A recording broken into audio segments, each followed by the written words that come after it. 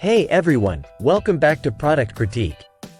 Today, we're diving into a hands-on review of the Zimacube, a new contender in the NAS market. This is not your average NAS. It boasts some unique features and an interesting design. Let's see how it stacks up. Let's kick things off with the design. The Zimacube makes a bold statement with its heavy metal enclosure, weighing in at a hefty 5.4 kilograms. It's robust, almost like a tank, with a mini ITX mainboard mounted inside. The enclosure houses 6 SATA bays and supports dual M.2 NVMe drives, which is impressive for storage enthusiasts.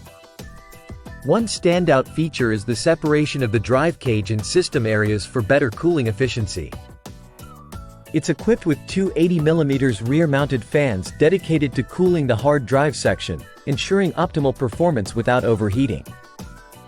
Under the hood, our unit came equipped with an Intel N100 Society, featuring 4 cores and 4 threads, paired with Intel UHD graphics.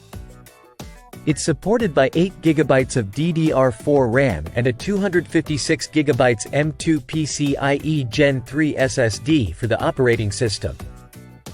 The Zimacube also offers extensive connectivity options, including multiple USB ports, dual 2.5 GBE LAN, Wi-Fi 6, and Bluetooth 5.2.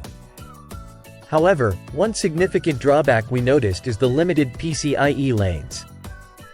With only 9 PCIe lanes from the CPU, the Zimacube struggles to fully utilize its potential, especially with 6 SATA bays and other high-bandwidth peripherals. Moving on to software, the Zimacube runs on Zima OS, a Linux-based NAS operating system. It's user-friendly and offers basic RAID functionalities, suitable for home users and small businesses. While it supports TrueNAS and UnRAID compatibility, it lacks advanced features like ZFS, which might be a concern for NAS power users. The OS interface is straightforward, resembling Casa OS, and includes an app store for easy application management. It's a work in progress, with ongoing updates improving functionality and stability. In conclusion, the Zimacube presents itself as a solid option for users looking for a NAS with robust build quality and expandable storage options.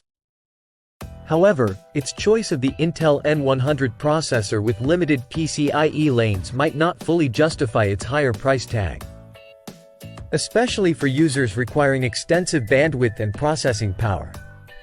If you're considering the Zimacube, I'd recommend opting for higher configurations or waiting for future updates that address its current limitations.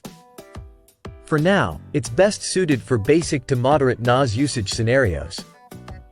That wraps up our hands-on review of the Zimacube. If you found this video helpful, don't forget to like, subscribe, and hit the bell icon for more product reviews and tech insights. Thanks for watching, and see you next time on Product Critique.